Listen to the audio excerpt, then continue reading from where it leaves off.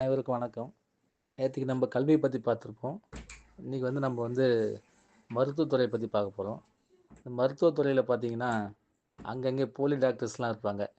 எங்க பார்த்தாலும் ஒரு தெருக்கு தெரு போலி கிளினிக் வச்சுக்கிட்டு, அங்க மக்கள வந்து ஏமாத்திக்கிட்டு ஏன்னா மக்கள் வந்து நம்ம கடவுளுக்கு அடுத்தது வந்து அடுத்ததா பார்க்கறது வந்து மருத்துவரையும் பார்ப்போம், வழக்கறிஞரையும் பார்ப்போம்.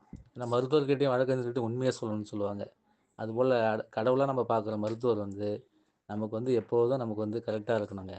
இதில வந்து அரசு தான் முயற்சி எடுத்து, எல்லாம் இப்போ பார்த்தீங்கன்னா, கல்வியோட தான் ஒன்றி இருப்பாங்க. அந்த மருத்துவத்துறை பார்த்தீங்கன்னா. எங்கெல்லாம் அவங்க பிரைவேட் ஸ்கூல் இருக்கோ, அவங்களே வந்து ஒரு குரூப்பா வச்சுக்கிட்டு, அவங்க ஒரு காலேஜ் ஓப்பன் பண்ணுவாங்க. மெடிக்கல் காலேஜ் ஓப்பன் பண்ணுவாங்க.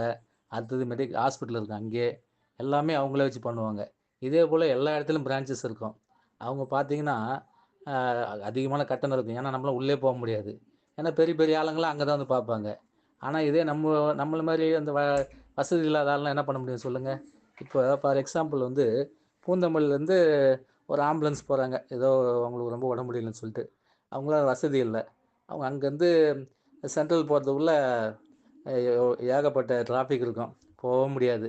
லேட் ஆயிடும். அங்க போயிட்டு டாக்டர்கிட்ட போனோனே, அவரு வந்து ஒரு 10 நிமிஷம், 1/2 அன் ஹவர் முன்னாடி வந்திருந்தா காப்பாத்திருவோம்னு சொல்லுவாங்க.